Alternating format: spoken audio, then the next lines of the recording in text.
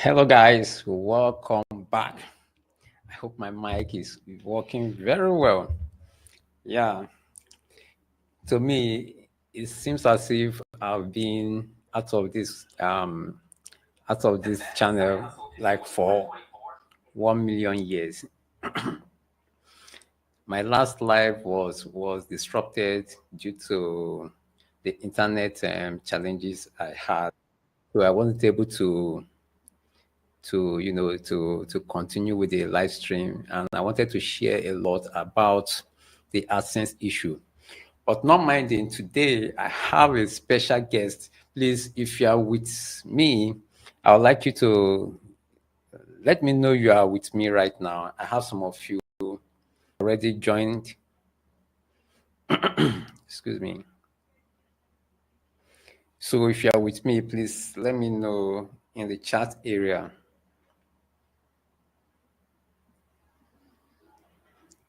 Let me know in the chat area if you are with me.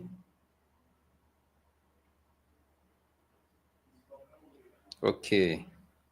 Okay, yeah. I've seen my people. How are you guys? Happy to chat with you. 𝗕𝗵𝘀𝘁𝗬, yeah, I'm here. Yolanda, happy to meet you again. Jenny and Funky Redhead, thank you guys for joining in. So today I have a special guest all the way from the United States. So we are going to we'll be talking about, like typically I'm not a fan of niching down, but that doesn't mean that if I'm niching down, if there's any problem with niching down. But I have our guest today. He has been on YouTube for some years, and I'm so that I respect him, and even Yolanda. I'm surprised the way they maintain the kind of content they make. They are just consistent. Their niche is specific, not jumping from one niche to the other. So today we are going to learn about building a community within your YouTube channel. And most times when you don't get views, but if you have a strong community, even when the views are down, your community will never disappoint. So we're going to learn one or two things, not only about building community. We're going to learn from the 𝗏𝗏𝗀𝗏 himself. He's already in the studio, so very soon I'll be bringing him in to tell us one or two things that we can learn as content creators on YouTube. Yeah, the road one. I know you are here. Thank you for joining. Thank you for having me here. I really do appreciate this. Yeah. So the report, there's something unique. There's something I saw on your channel that made me to say, wow, I need to bring you here to speak with my community. And, you've been on YouTube for, let me say, about 4 years, right? January will be 3 years. 3 years, and you've been consistent, and you are into the entertainment niche, and you have been doing this for almost 3 years without jumping to another kind of content. You have been consistent with your niche. So please, you are new to the community, so I would like you to just introduce yourself, just give a brief introduction, and then we start from there. All right. Hi, my name is Hendo. I started the Road Pod about 2.5, 3 years ago, and I talk about football. This is something that I really love to do. So when you find a passion in something that you're doing, it's easy to stay consistent. And it's one of the things that I try to teach people is don't just get on YouTube to think that you're going to get rich or get famous. Do something that you actually enjoy, because it makes things a lot easier. So, I'm here in the States. I'm in Baltimore, Maryland, and I talk about the Baltimore Ravens. So it's pretty simple for me. Baltimore Ravens. You're making me to you and Yolanda. It seems as if I always watch watch the update about your team on YouTube. So now, what was the reason why you joined YouTube? Why did you join YouTube or started creating content on this platform? I'm going to say it was kind of by accident, so to speak. So what happened was around 2021, you know, when TV started not to be the way that it used to be, because I grew up in the 70s, the 80s. TV was a little bit more wholesome. It was a little bit more diverse in the things that they showed, and TV just became mundane to me. So somehow I reached out to YouTube just to find something to watch. And I stumbled upon these two brothers, Jose and Bradney from Lunch Break Hot Take, and I saw them, and I was intrigued by what they were doing. So what ended up happening was I ended up joining their Patreon, and every week after their live stream, they hang out for hours. I mean, we hang out from like 9 to like 2 in the morning, and they actually became like family to me. But the one thing that they did was they stressed, hey, if any of you guys are interested in doing YouTube, go for it. And I was like, it's kind of interesting. And because they gave me that push, even though we talk about the exact same things, like they talk about the Baltimore Ravens, they were behind me 100%. And I just thought that having people that you don't know, that you recently just met, that gave you that push and wanted to help build you up, that fueled me to do what I did. But I kept it a secret for like a month. Like I put the channel out, I made videos. They didn't know. And then one day, Bradney said, hey, do you have a YouTube channel? And I was like, yeah, because, you know, it's the embarrassment of people seeing you and being judged and everything like that. And they let me know, listen, it's going to be awkward at first. You're going to have your moments where you just don't feel like it's worth it. But if you keep pushing, you know, you can do what you need to do. And like you spoke about in the beginning, when you build that community and you have people behind you that are rooting for you and cheering for you and doing everything that they can, it makes it so much easier. Okay. Guys, I can see some of you are just joining. Please, if you have any specific question you want to ask our guests today, please just feel free to drop it in the chat area. He's going to respond to that. Now, what, like, you know, YouTube, when you started, was it that easy? Was it something very easy? When you started, was this something you just started shooting, editing? Yes and no. No, it was not easy, because when you go and put yourself out there, you put yourself out there to be judged. And me, I'm a person that I don't want people to dislike me. For some reason, I value others' opinions of me. So it's like you make a video on how you feel and people just come in with these comments. And I was just like, oh, this is the worst. But it came a little simple for me because in my prior job, I used to work for a cable company. So what happens was I would go in 20 houses per day. So that's 20 different people that I had to have conversations with. So I became comfortable with just talking to strangers. And I just look at the camera and it's like I'm talking to strangers. So that part was easy. The editing portion of it, that took a long time to get down. And it takes a lot of practice, it takes determination, and it takes studying. And we may get into this later, because if you have questions for me, I'll answer anything. I don't care if it's content creation, if it's demonetization. I've gone through it all when it comes to YouTube. Yes, we are going to come to the demonetization, you know, having YouTube penalties. So let me see if we have any question here right now. Okay, none yet. So now Hendo, like, how do you feel watching content from other creators from other parts of the world?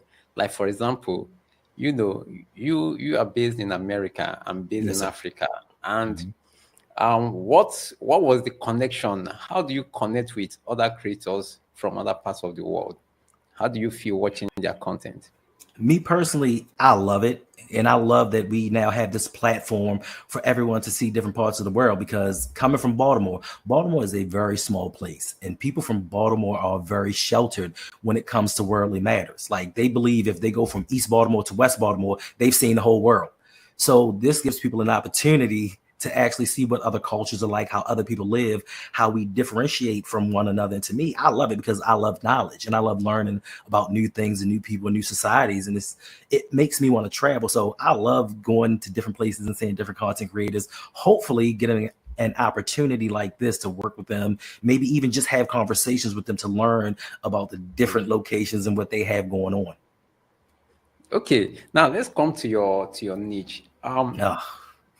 you'll be creating content around American football. Yes, You'll sir. be creating content around American football. Was there any time in your YouTube journey that you felt like doing something differently, creating another kind of content? Yes, probably about a year ago. And I started to try to implement different things in there. I since deleted some of them because it does hurt your numbers. Me not knowing YouTube and studying what I studied back in 2022, you know, they told you niche down, you build your community, you have like-minded people come together. But the thing that I learned is, yes, you can niche down, but don't niche so far down that you box yourself into a corner. Yes, I talk about the Baltimore Ravens, but if I were to do it all over again, I would talk about football or maybe sports in general. That would be my niche because it gives me a longer leash to talk about so many different things. With the Baltimore Ravens, you're kind of stuck to the information that you're given during the regular season. And when the off season comes, the news is few and far between. So now you're stuck looking around like, now I have to make stuff up to talk about. So for me personally, I would have not niched down so far into it. Okay, now talking about community, when you started, do you have your community already available, or it took you some time to build your community? Because for your channel, I discovered that most of your lives are in thousands. The numbers are in thousands. So I'm so surprised with the size of your channel, and you are getting thousands of views on your live stream. So was the community there before you started creating on YouTube? No, I did not have a community. When I started YouTube, my whole goal was to get 50 subscribers, and I was going to be extremely happy with that. But because of, like I said, the two gentlemen that I work with, some of their people came over from them because they saw me with them. They saw me working with them, and that started off the foundation. Then it came from me doing research because me, like, I have OCD. If I start something, I'm going to enthrall myself all the way into it. Like, it's an obsession to me. And I think that's how I was able to grow, because as much as people see me on camera doing the videos, I spend 10 times that amount scouring YouTube, looking for different creators, different genres to implement into my own style. And I think that's what kind of helped me out, because most of the guys that are in my niche, they look to one another and say, oh, he's doing this, I'm going to do that as well. Well, I'm going to look at somebody in the finance niche and see what they're doing and maybe try to change it just a little bit to fit my style to build what I have. And I think that people appreciate the fact that I'm willing to do different things. Like, I've done special effects, like movies, like it's certain things that I'll try just to entertain people, because that's all I'm here for. I'm here to entertain people, give them something to do for a little while, take their mind off of their problems. And I think that they appreciate it. And I think the thing that they appreciate most is I'm unapologetically and authentically myself. I'm not a character. I don't act. I don't try to pretend to be somebody I'm not. And I think people resonate with that. Okay, now talking about facing the camera, talking to the camera. Were you good at talking to the camera from the onset, or how do you battle with, like most of us that are new on YouTube, not us, but some of our community members that are new on YouTube, one of their biggest challenge is, facing the camera. Yes. And that's why some of them will not have to do faceless content. So was that the same issue with you? Do you have this battle with talking to the camera? In the beginning, most definitely. Like I said, you're opening yourself up to be judged. No one wants to be judged, whether it's good or bad. Like, I take positive reinforcement the same way I take negative. Like, I don't want too much of it. Like, it's cool. All right, I did a good job. Thank you. Let's leave it there. But when I first started, it was like, yeah, you get nervous, and your speaking patterns may change. Like, you may come off a little robotic because you're not used to it. But the one thing that changed for me was, I've seen a lot of life events, and I've gone through a lot of things in life. And I thought about, in the grand scheme of everything, this is so minuscule. This is so small, just to get in front of a camera and talk. And one day I was out and I saw this lady, and she tripped and fell. And she was so embarrassed. And I went and helped her up. And I was like, you have no need to be embarrassed, because guess what? In 30 seconds, all of these people are going to forget about it. And I took that and I brought it to the camera. Like, listen, the uneasiness that you feel is going to go away. Them judging you, the bad comments, yeah, they may say them, but in 30 seconds, they're going to move on to something else. So it's really not that important. And that's when I think things changed for me. And I became a little bit more comfortable because I know there are things way more important in life than how I feel looking on camera. Okay, now I would like to let me tilt to the area of monetization. So guys, but before I ask you the next question, let me just go through the chat area. Now I have, if you want to check out his channel, I have it. I just posted his channel, so I'm pinning it in the chat area. Thank you. Wow, I hope I pinned the right one. Sorry, just a minute. Take your time. Take your time. Okay, I want to pin. I think I pinned the wrong one. Okay, but let's just continue. Now, yes, sir. Going to the monetization, I believe your channel is already monetized. I guess so. Yes. Now, have you asked, because initially you thought about demonetization. Have you had a taste of being demonetized at some point? Yes. Listen, I have been blessed. I've been very blessed because I hit 1,000 subscribers. I got monetized within my first year. And I'm like, okay, this is cool. And one day I put out a video. I didn't think anything of it. It was on Memorial Day. Memorial Day 2022. Didn't think anything of it. Put the video out, let it go. And I turned around the next day and it had 600 something thousand views. And I'm like, wow, this is what it feels like. And immediately YouTube looked at that and said, you know what? We can't monetize this video. I'm like, this is how it begins. Then a month later, demonetized my channel. And I'm like, oh, okay. I see what they do. And this is why I try to teach people that ask me questions like, listen, YouTube is a building block. YouTube is the foundation to start whatever it is that you're going to do, especially if you're using this as a business. Never rely on YouTube as the sole proprietor of your foundation for getting revenue, because they can demonetize you. They can take your channel away. Like Yolanda said when she was on here, they took her channel away for no apparent reason and then came back and was like, oh, sorry, my bad. So I tell people, don't put all your eggs in that basket, because just like the memberships for YouTube, you can have memberships and they can demonetize your channel, but they'll still take the money for those memberships. Okay, guys, just I'm trying to pin. Okay, I've gotten it right here.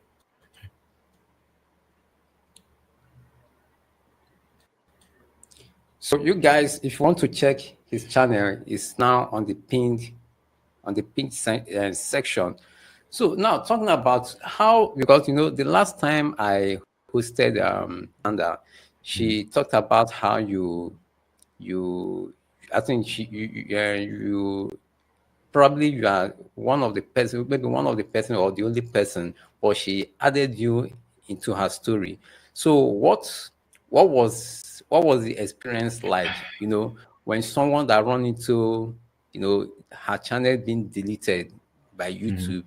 So what was the advice you gave to her, or the few, I mean, things you shared with her that kept her going?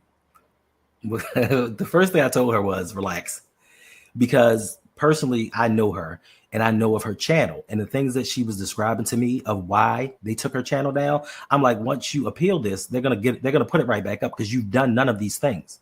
All of the things that they've accused you of, you've not done one of them. And she was freaking out. And I understand you lost all of your hard work and everything that you put into it. But I let her know, listen, it's going to come back. And if it doesn't come back, what we're going to do is we're going to build an even bigger and better channel. And we may not niche down as far and have a further reach. So regardless of how this goes, we are going to rebuild. So I didn't have any issues. I didn't have any doubts of anything being wrong, because like I said, I know she didn't do anything to have her channel taken away. Okay. Now, for, you know, in our community, I mean, some they have that urge to use other person's content on their channel. So what do you think about that? Using other people's content to grow your channel? It depends on how you use it. If you're using it as a little bit of B-roll just to tell certain parts of a story on your channel, it's fine as long as you do something to it. As long as you edit it in a way that it makes it it can be differentiated from the original, it's fine. But if you just see something that's popular and you just slap it on your channel just to get the views and get the adoration, then no, I don't think that you should do it, because somebody actually put time and hard work into creating that content. But for me personally, for somebody to say, oh, you shouldn't use it, everybody uses it. For the most part, everybody has used a clip of something that they did not create. Whether if you got it from stock video, it doesn't matter. You didn't create that stock video. So, but like I said, if you just make it your own, then I don't really have an issue with it. Me personally, to be honest, if somebody took something off of my video and didn't do a thing to it, I honestly don't care. Personally, okay. And some creators, there's some new creators on this platform. There's something they probably don't know. When you use someone else's content, especially a monetized channel, they will see it right on, in their YouTube studio. It will show in the YouTube studio that so and so person is using their content. So because there was a friend that got a copyright strike last week, so she reached out to me and told me, look at what happened.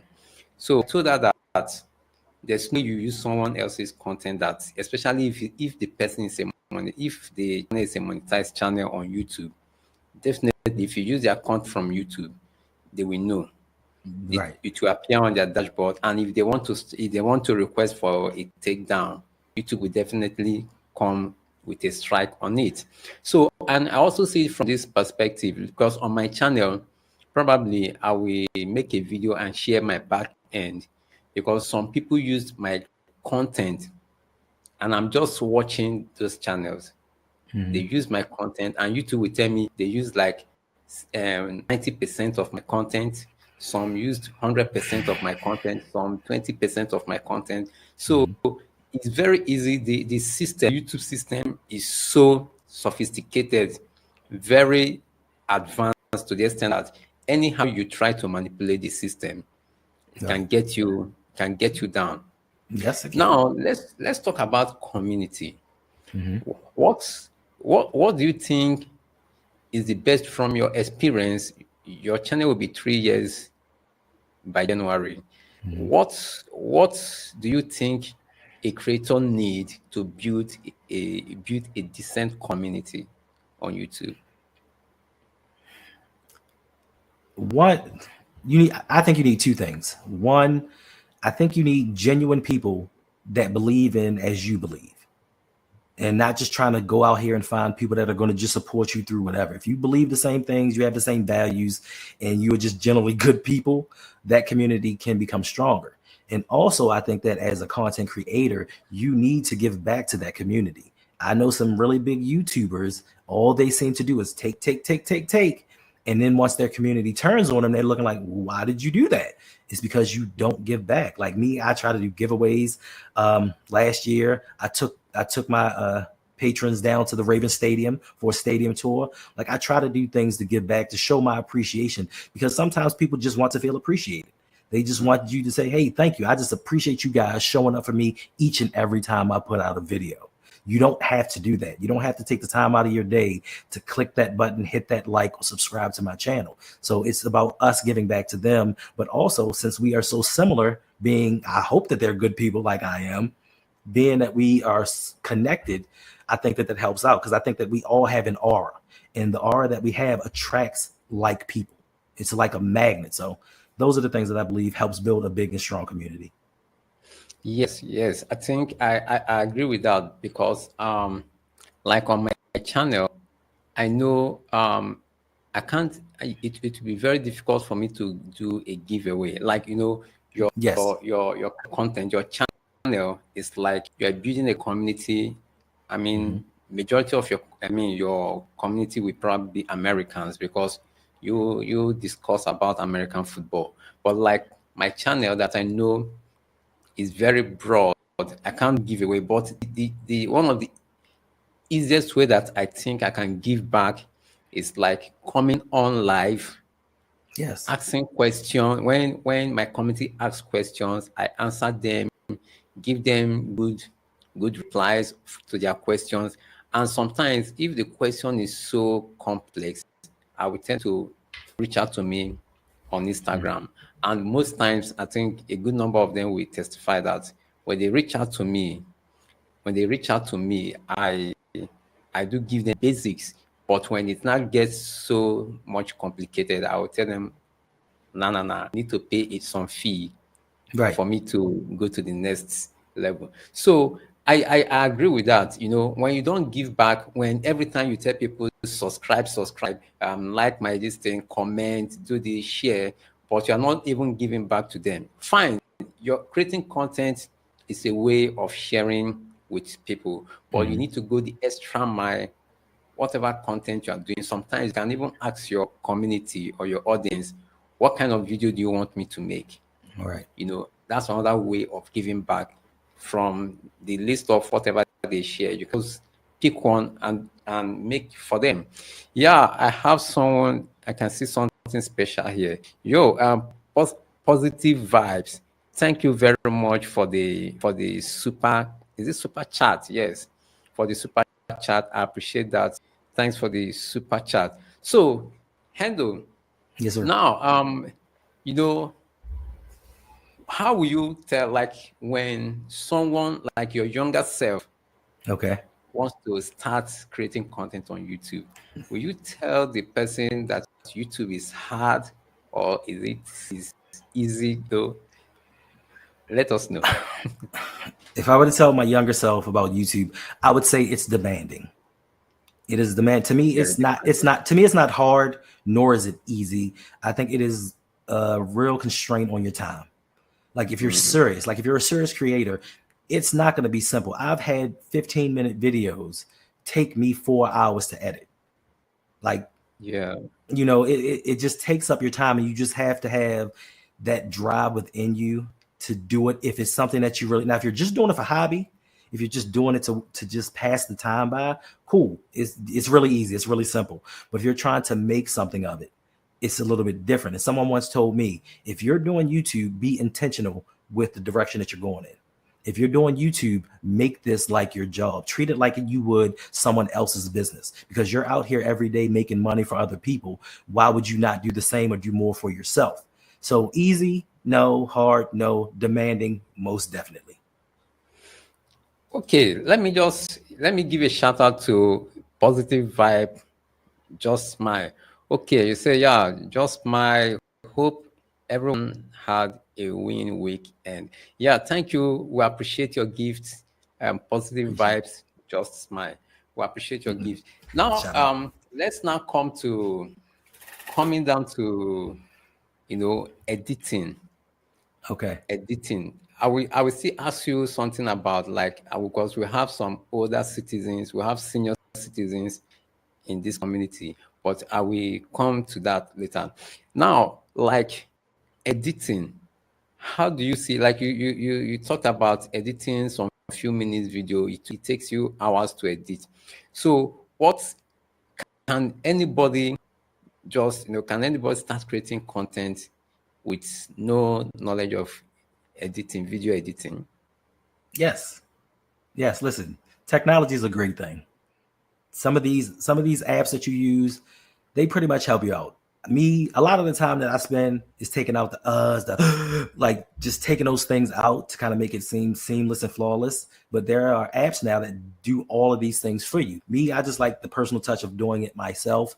But there's an app I think called VN Editor. And I think, to me, that is the simplest app to use when it comes to video editing. It's pretty much, you have the video, you can add your B-roll, you can add the music. Very, very simple. And it doesn't take much knowledge on how to use it. As far as senior citizens go, I know that they can use it, because like I said, when I used to work at the cable company, there were some 70 and 80-year-olds that taught me some things about technology. So yes, I do believe that it would be really easy for them. It's just to me, the hardest part about editing videos is your style, picking out the style that you want in your videos. my style is music, memes, gifs, and movie quotes. But that's only because that's how I talk to people in real life. Like if you say a word and it reminds me of a song, I'll talk to you. I'll talk back to you in that song. So I'm just weird like that. So that's how I edit my videos. I love the way you use those memes. How I wish I can. I mean, I can incorporate such. I mean, on my videos. You know, I try using that meme, but I don't know where I can source. Sometimes I would like to express myself by, putting a meme. So now, 𝗲𝗀𝘀 is asking, how long did it take you to make reasonable amount from YouTube? How long did it take you? Like how long did it take you to get monetized and make reasonable amount? Okay, so it took me about a year to get monetized, but to get a reasonable amount of money, it took me about a year and a half. Now, this is where things kind of get skewed because that didn't come from YouTube monetization. Because in the beginning, when I didn't really know a lot about YouTube, I'm just throwing videos out there, seeing what sticks. I'm making $1.25, $5 maybe on each and every video that I'm putting out. So I didn't have enough money at the end of the month to even get a check because you have to get $100 before they actually pay you. So at that time, I wasn't making money. But the one thing that I can tell people is I don't care if you have 0 subscribers. I don't care if you have 1,000 subscribers. Start a Patreon. And that's where I started making my money from, was my Patreon, because the guys told me, they said, listen, don't wait until you get big to do this. Do it now and it'll grow as you grow. And that half year from the time I got monetized to when I started the Patreon, that's when I started seeing real growth. Then what I did was I started selling products like t-shirts and just other paraphernalia that made money. And actually, yesterday, I just launched a stand store where I'm selling digital products. I just did a video last night on how to grow on YouTube. And it's 30 minutes of all tips and tricks. It also gives you information on how to make money on YouTube without being monetized. Because like I said, you should not use YouTube as your go-to to make money. Now, after I figured out the formula and things started rolling, yes, the money started rolling in off of the videos, but it's still not, to me, enough for the hours and the times and the views that I get. It doesn't equate, and it's not equivalent to what people actually should make. So about a year and a half, though, to answer the question. Sorry. Okay, and I can attest to what you just said. Making YouTube everything. Like, although we are coming from different backgrounds. You are from the US, while I'm from Nigeria, and I know I can speak for a good number of African creators or creators based in Africa. Our living standard here is very much affordable. Like I said in one of my videos, like it could cost like maybe an apartment, a room apartment in the US. It could cost like $1,000 a month. I'm just assuming, just an average, or much more now, because I know the inflation is something else. Okay, yes. Now, but let me say in Nigeria, a moderate one-room apartment could cost you like $1,000. I mean, $1,000 $1,000 can pay a 1-year rentage. You get the point. So when someone is making $200 a month from YouTube, that's a big money. Because like in Nigeria here, our I think the average the minimum wage is about $50 or so. $50 or so. So someone making more than $200 from YouTube is a big deal. So, but I do tell a lot of creators, my fellow from Africa, that you shouldn't depend on YouTube. Anything can happen. Anything can happen. And most of us here, we do more of entertainment content, which most times the CPM doesn't favor of us in Africa. It doesn't favor us as like those of you in the Western countries. So now talking about monetization, is there, apart from selling merchandise what they call it, affiliate links and like affiliate links. Patreon and the rest. You think can you recommend any other means outside you making money outside YouTube apart from these ones that you've listed? Yes. The biggest one to me, and this is something that, once again, 𝗕𝗫𝘀𝗁 they told me to do from the beginning because I wasn't monetized, is I don't know if you can use some other program, but what I use is OBS. Like my background and stuff is OBS. So what happens is through OBS, I use StreamElements. You can use StreamElements or you can use Streamlabs. And what happens is I'll put a pinned link to my live streams. And this is what carried me throughout the beginning.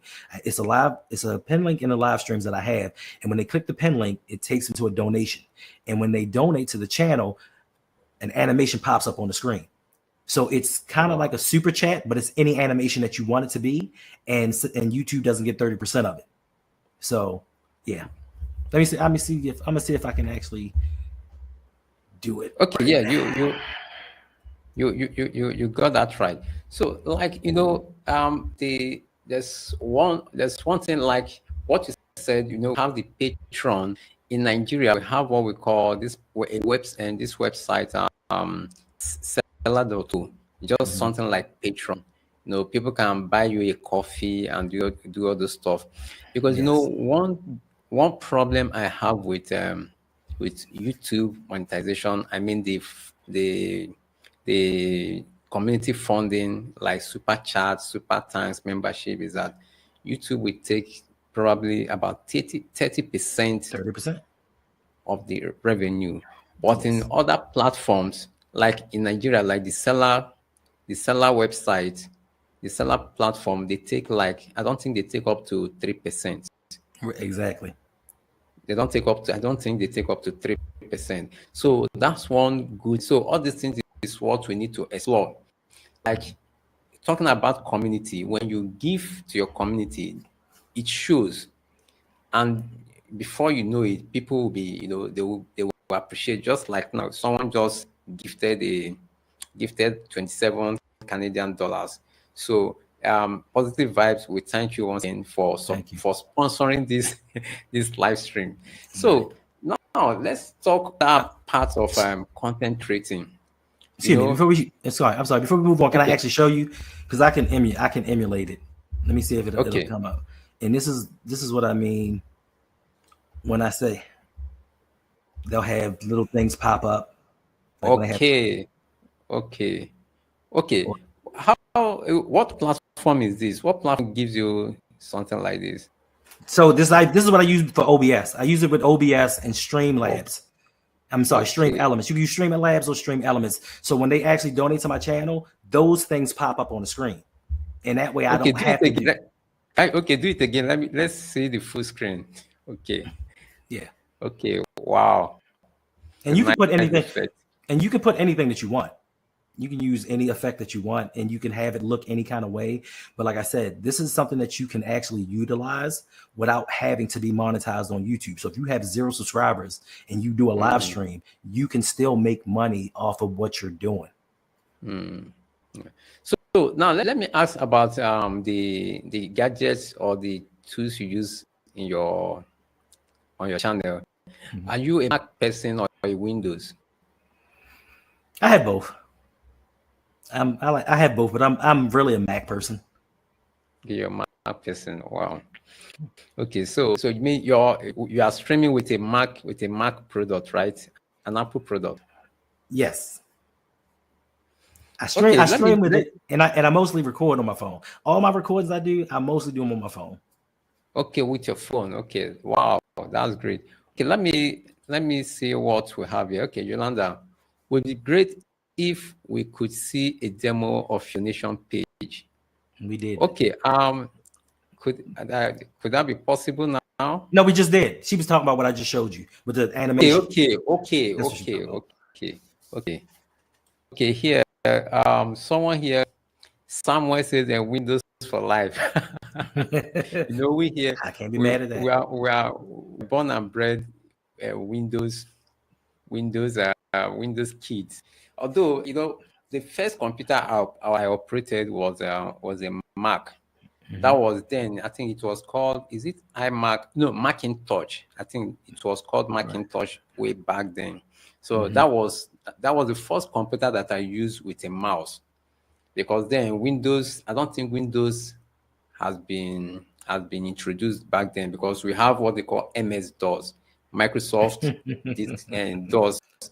I don't know whether do you use, were you so I've used my first this thing was Mac. My first PC I used was Mac before I now switched to Windows. Although the reason why I chose Windows was because it's somehow flexible, and the tools like the software, the apps on Windows are much cheaper or affordable compared to that of Mac.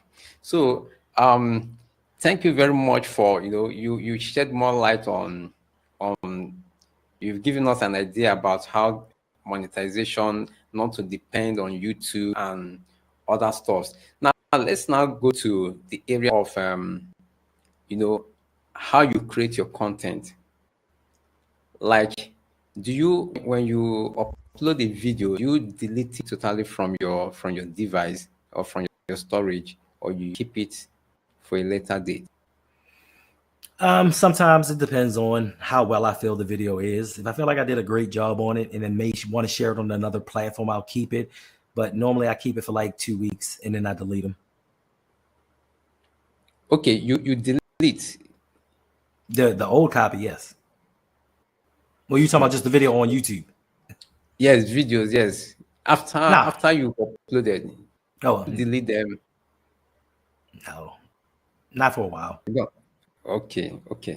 Now, so how is it like creating content? I would like to have a feel how you, like, as a creator on YouTube from the US, how do you expect people from outside, I mean, you're like outside the America, how do you think they can relate with your kind of content?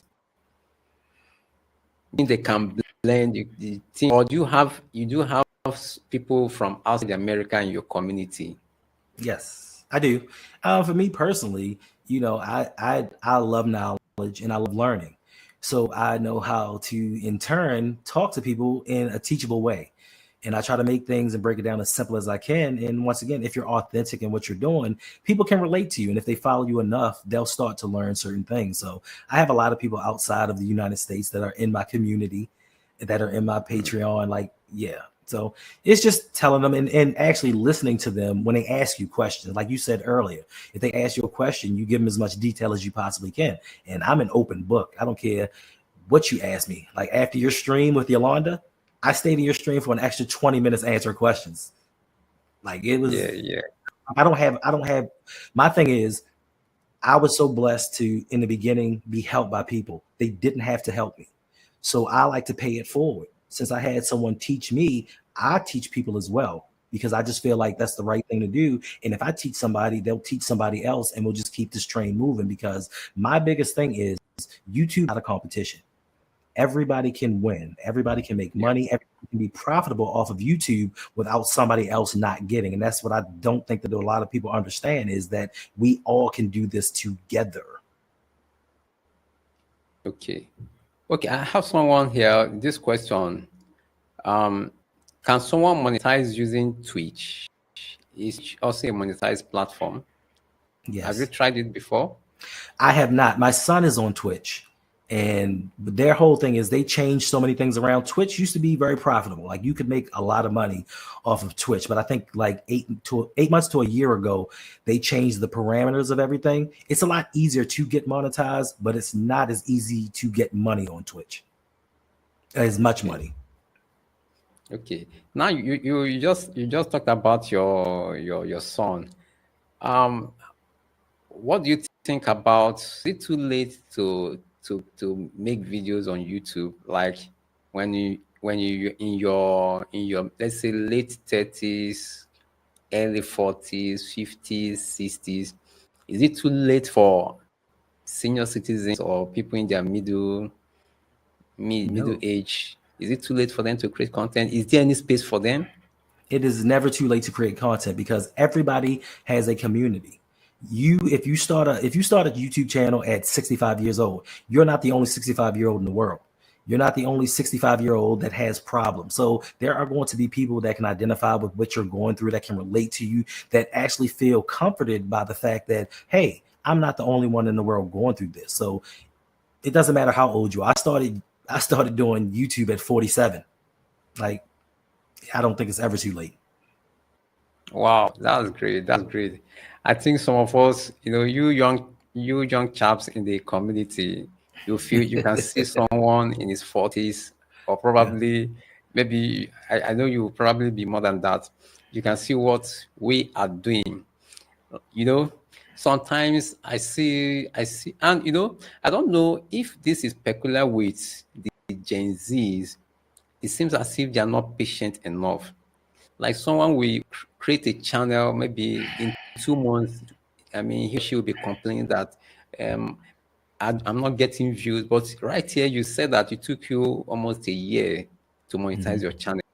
Is it the problem with the younger generation, or is it like the attitude of new creators?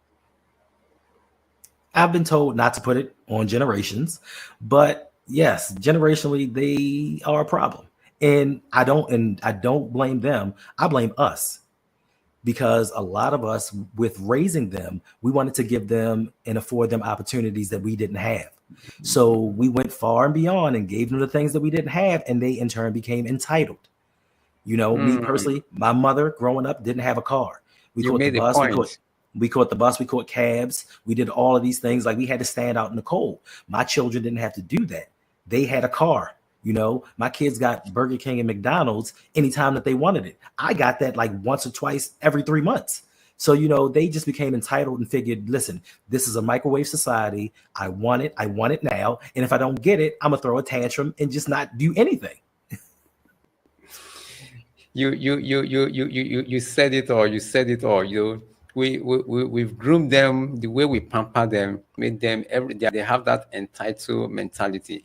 Because sometimes when some creators come around, they tell me they're not getting views, it's not working, what can I do? I want you to grow my channel.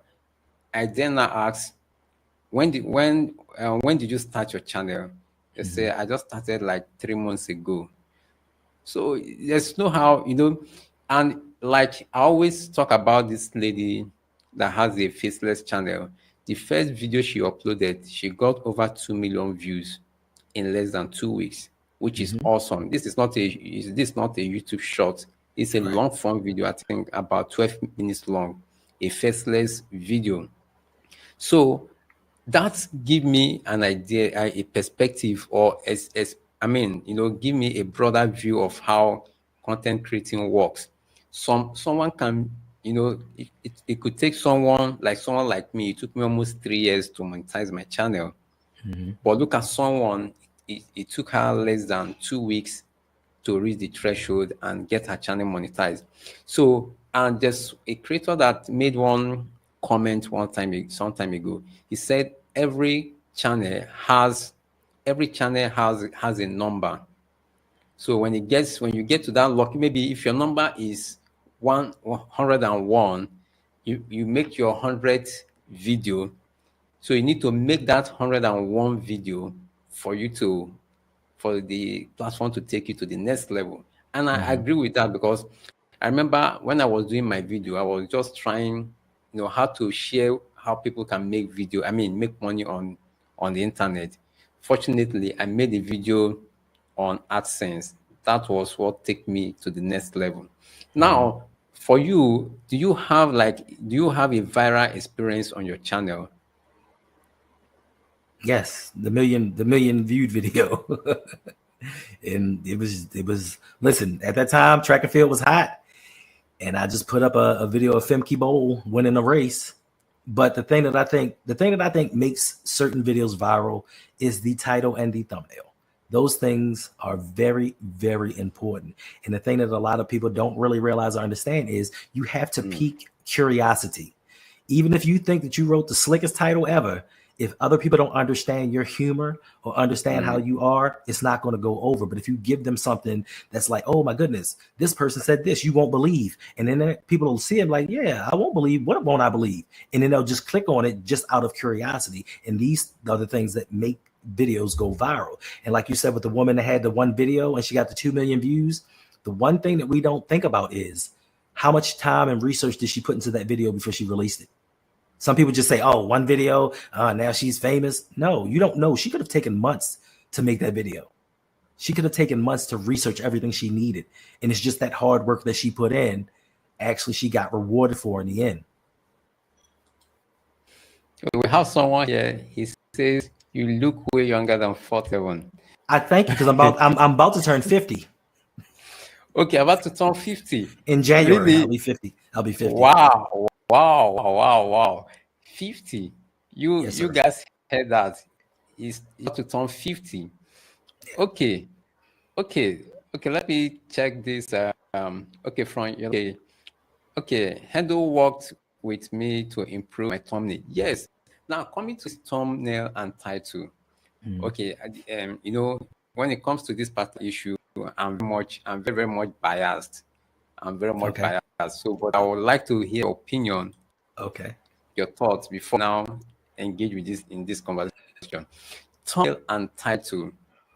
Which one, in your own opinion, do you think is the best and the most effective, and the one that creators should focus? We know that two of them are very, very important. There's no doubt about that. But which one do you think, or which one do you spend more time to perfect? The title. The title. Why? I've seen crappy thumbnails, but awesome titles get hundreds of thousands of views. Because once again, so it's those people that actually put thought into the title, that utilize it for YouTube search, but like I said, also piques curiosity. So you go for search, you go for curiosity, and these things mesh together. And the thumbnail is supposed to be the cherry on top. Now, when you put the two together, that's what helps. But then there's a third part to this equation. And the third part to this equation is the first 30 seconds of your video. That is very, very important. And the one thing that I've personally learned, and I'm not saying that I learned this from watching YouTube, I've learned this personally, that you don't start a video with, hi, welcome to the 𝗨𝗲𝗀𝗀. It's Hendo here, and I'd like to thank you and like and subscribe and all this other stuff. And I've learned that, why should you like and subscribe? I've given you nothing. I've just started a video. Why am I asking you to do something when I'm not giving you any value into this video? So the way that you package the title, the thumbnail, and that first 30 seconds, that's what's going to help drive your video further than it has been before. And that's why you see now that I'm getting success in a very niche down society, is because I learned these things. I learned that first 30 seconds, I have to do certain things to keep people watching. If they watch past 30 seconds, YouTube is going to push your video even more. If they watch past a minute, they're going to push that even more. If you got the thumbnail and you got the title, that's going to first draw them in to see that first 30 seconds. So all of these things hand in hand. Yeah, you're correct. And let me add to that. You know, there's I'm planning on making a video to to go further into what you've said. And another thing, the first 30 seconds, some people don't know that a good number of the traffic the traffic on the internet and also on YouTube are bots. They are like what they call it, the search bots, bots created by the platform to make some research on content. So now one thing I'm very sure most creators don't know is that the first 30 seconds, you need to emphasize vocally the keywords of your video. Yes. Many don't know that. They don't. Many don't know that. So during the first 30 seconds, you say, hi, welcome to my channel, and subscribe, do this, do that. The first 30 seconds, when people are not getting value and they start dropping, it will affect the performance of the video. So like I do say, the title, thumbnail, and the first 30 seconds are very, it's just like the first 30 seconds is just like the second thumbnail. Yes. You get the point. Yes, So it is. now to agree, I agree to what you said. Titles to me, and just like what you said, are much, I mean, important than the thumbnail, because like just like you said, you see some crappy thumbnails or some titles, you see them, you know, getting thousands, hundreds of thousands of views and even millions of views. So because I've had this debate with some creators some time ago, and I told them that me, I'm so passionate about titles. Sometimes I even change, like when I want to create a content, and I will ask you this as well, your creative process. You know, when I want to create my content, I have the title in mind, then maybe have a sketch of what the thumbnail. I might not design it, I might not design it already, but I have what the thumbnail might look, I mean, in my mind.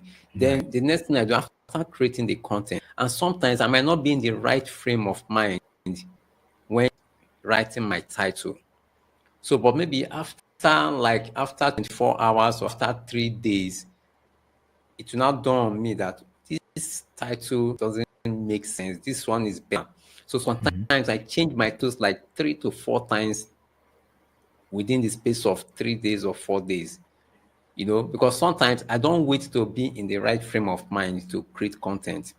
Right. You get the point? Because like especially the title, I know it's very, very key. So I know that title is something that I can just go and adjust. But when you make video, you can adjust your video. You can't edit your video when it's up there. But like the title, the thumbnails, you can make adjustment to that. So I always keep them as the secondary. So what's your creative process like? How do you start creating your videos? I do it all different ways. Like I'll do the video, then I'll do the title, and then I'll do the thumbnail. I'll do the thumbnail and make a video off of that. Most times I'll make the title and base the video around that title. So whatever I'm feeling like during that time, or whatever I feel like is going to work. But just like you, sometimes I'm like, great idea. Write it down, put the video out. It doesn't do well at all. And then I'll change the name. I'll change the title of it, and then it picks back up. So it happens to all of us. Okay. Thank you. Thank you, Hendo, for hanging out. And I would like in the next 5 minutes, I won't like to take so much of your time. In the next 5 minutes, I would like you to share other things you think that the community, you know, the creative communities what they can do, or you know, your thoughts on some certain issues we didn't touch today. So you have the next 5 minutes to tell us some things you would like to share with us. Oh, let's see. Okay, so going back to the first 30 seconds of videos. Another thing that is key in that first, I would say in the first 3 to 5 minutes, is when you start telling your story or you start getting into what your video is about, don't give too much of it away. Because what will happen is, if you have a video, let's say you have a video on, all right, I'm going to teach you how to bake a pie. And in the first 3 minutes, you show them how to bake a pie. What reason do they have to watch the other 10 minutes of your video? So what you do is you give them pieces and you kind of build up to a climax of the ingredients that you use, maybe where you buy your stuff from, and then you give the payoff towards the end. That way you get that video retention. The more retention you get, once again, YouTube pushes your videos even more. So stop, because I'm guilty of this as well. I'm guilty of starting a video and telling everybody everything that they need to know in the first 2 minutes. And then I'm wondering why my graph looks like this. Nope. And then it's gone, because I've given them no reason to stay. Yeah. So try to hold off. Yeah. So that's one of the biggest things, along with your title, thumbnails, first 30 seconds. Don't give the payoff in the beginning of your videos. Okay. Also, one thing, and this is one thing that I've recently learned, and this has helped me out tremendously. So I was watching a content creator, Roberto Blake, and yeah, I know him. I'll listen to other content creators on the TV while I'm researching on my computer. So I'm doing some work and I hear him talking. And one thing that he said that really stuck out to me was, he said, listen, forget quality, go for quantity. because when you put out a bunch of videos, all those videos are soldiers in your army fighting for you, fighting for you to get monetized, fighting for you to get the hours, the watch time, all of these things. But more importantly, with the quantity, you're going to do quality. Because if you start doing and editing videos, if you film and edit 100 videos, they may start out crap, but by the time you get to that 100th video, it's going to be a lot better than you doing quality videos once a month. I think that you build more of a rapport with how you navigate through these applications. I think that you develop skills by just constantly doing repetitive things over and over again. And I think that there was a study, I can't remember which university it was, but it was a study where the teacher asked these students to make I think it was a vase out of clay. And she told the experts, make one vase. And she told the novice, make as many as you need to. And once the study was over, the novice students had the best vase because they made so many of them. They perfected the technique and they made the best vase over the experts. And that's always stuck with me. Yeah, this what you just said resonates with this a comment someone made sometime. He says, you can't be a footballer by reading a book about football. You need to practice. Yes, sir. So when you start practicing, then you can become a professional or a good footballer. So, and what I would deduct again from what you said is you need to practice, not minding the flaws. You know, if you don't have flaws, so how can you to the next level? Because this thing is holding back a lot. Let me not say a lot, at least some. I know they want their content to be top notch. They want their video quality to be, you know, perfect. Or sometimes they are scared of their grammar. Probably people will not understand them well or see the flaws in their grammar. But I always tell them that the more you do something, the better you get at it. So if you want to be the best YouTuber, you start somewhere. So Hendo, thank you very much for sharing the past 1 hour with us, you know, giving us insight about your channel, you know, talking about community, how, you know, maintaining community when all chips are down, when the views are down. Community is everything. So I appreciate so much with the valuable, you know, insight you have given to us about the 30 seconds, doing things, you know, the way it should be, the title and all the stuff, because these are some of, you know, some of the things that you might probably learn from a master class and you just dish it out easily to us. So thank you. I will let you go right now because I know our time zone are totally different. So I know you might be having issues with that. So just in a minute, what can you tell the community before you leave? All right. Well, first of all, thank you for having me. I really did have fun doing this, talking something other than football. I appreciate this. But listen, if there is one thing that I can tell people, don't give up, because you never know. That next video may be the video that takes you where you want to go. There are times, even now, even with the moderate success that I have, there are times that I lay around and think, do I really want to continue doing this? Is this something that I see in my future? But then there's the other voice telling me, don't stop, because it can be what you make it. The work that you put in is the work that you're going to get out of it. If you come in lazily, half-stepping, the product is going to show it and your community is going to see it, and you won't have the backing that you believe that you deserve, because we all believe we deserve more than maybe we probably do. So just don't give up. That's all I have to say. Yeah. Thank you, Hendo.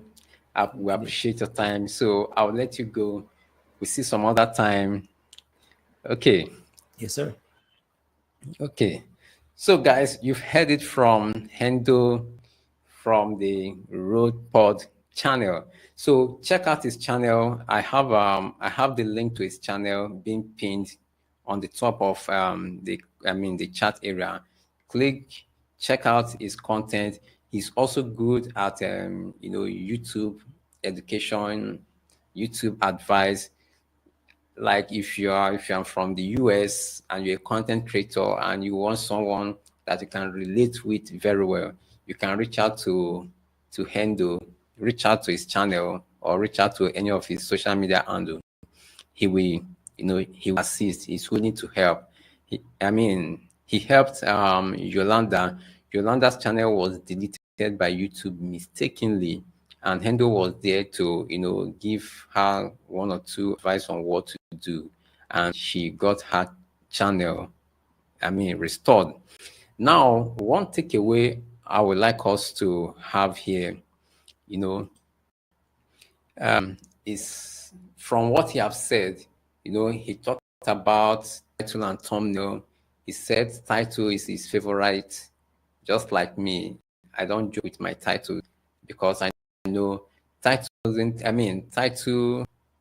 take you anything. It's all about your creativity. But when you talk about thumbnail, you must be a good graphic designer. You must be good at graphics to come up with good thumbnail. So sometimes, or most times, I do recommend that make basic thumbnails. Make your make your thumbnails basic, then focus on your title. Title could be what could make that video go far. So, and finally, from what he said, you shouldn't give up. You shouldn't give up on YouTube. YouTube is still the best platform to make videos, to make content on. YouTube is still the best platform. And I can guarantee you that it will get to a point, YouTube will take over our traditional TV. Yes, YouTube will take over our traditional TV. Like the last, there's one report I read some time ago. They said the combination of Facebook, Netflix, everything, the watch time hours from YouTube surpasses all other watch time or all views. All watch hour of other platforms combined, not social media platform, but all online platform, including Netflix and the rest. So now YouTube is competing with the traditional television. People now watch YouTube more on TVs. So being a content creator on YouTube will definitely position you for the future. You'll be still the future, because for now you can't tell of any video platform that is having a head-to-head competition with YouTube. So don't give up on your YouTube dreams. I know definitely YouTube is not for everyone, but you need to try a little bit harder. You never know, maybe the next video you are going to upload this week might turn things around. So let me go to the chat before I sign out. I have here, okay, Yolanda, this was an insightful show. Yes, thank you for comment. Yeah. Okay, I have this from, good evening, I hope you are fine. Okay, greeting from Zanzibar. Okay, wait to Zanzibar. Yeah, it's been a while. It's been a while. It just seems as if I've not been on this channel for a long time. Is it that I'm having this okay, so it seems I have been left behind since I have just joined here. Yes, we discussed a lot. I discussed a lot with Hendo, and he answered some valuable questions. He shared his answer, his thoughts, and I think it's something that you can probably watch. Do a replay, watch the replay of this live stream. That will be helpful. Then, okay, Godwin Tech, yeah, Hendo has great point here. Instead of sleeping on one video, create varieties. I'm shooting to 600 videos in less than 2 years on the platform. Time will come when my paycheck will be fat. Yes, exactly. We come when your paycheck will be fat. And there's another mentality of which, okay, 𝗕𝗲𝗀 TV. Okay. Okay, which state is it from? I don't know. I forgot to ask him. I think Baltimore. You can figure it out. I don't think Baltimore is state. Please, Yolanda or Hendo, if you are there, please. Is Baltimore in the United States or a city? Please let us know. Then, if it's a city, what state is Baltimore in? Please just answer. Somebody is curious to know what state Hendo is from. I know it's from Baltimore, but I don't know if Baltimore is a city or a state. Okay, so I think if they're around, they will. Yeah, I have my wonderful people. Yeah, happy Sunday. Steve Travels, thank you for joining. I think some of you joined late, but all the same, I have a wonderful, we, the community had a wonderful session with Hendo. Okay, here I have a 𝗕𝗲𝗀 TV. I have tried to make live with visitors, but they don't allow me to make it alone. As long as you've crossed the 50, I think if you've crossed the 50 subscriber count, you should be able to go live with your mobile, with your phone. Yeah, I think you should be able to go live with your phone. So I don't think there's any, probably, or you watch my video where I shared how you can go live and invite a guest on your live stream. So thank you guys. Don't forget to give this video a thumbs up. So if you have any, I'm going to hang around in the next few minutes, let's say 3-5 minutes before I leave. So if there is any question you would love me to answer, you can just drop it from any topic. Let's do a general topic. Okay, you have 14,000 subscribers. Yes, you can go live. Going live and inviting a guest, I mean, in your live stream is not a complex thing. It's not that complex. It's something you can do with your phone. Yeah. Okay, you say, allow me to join and ask you. Okay, today is not an open mic. I'll be doing an open mic probably by next weekend. I'll do an open mic where members of the community will join me live and we discuss about content creating, YouTube, and everything in between. So thank you guys for joining me. Don't forget to give this video a thumbs up, and I'll be uploading like 2 videos and going live this week that we are in. So I believe that you will find them very, very interesting. So thank you guys for this wonderful time, and I will see you in the next one. Bye-bye.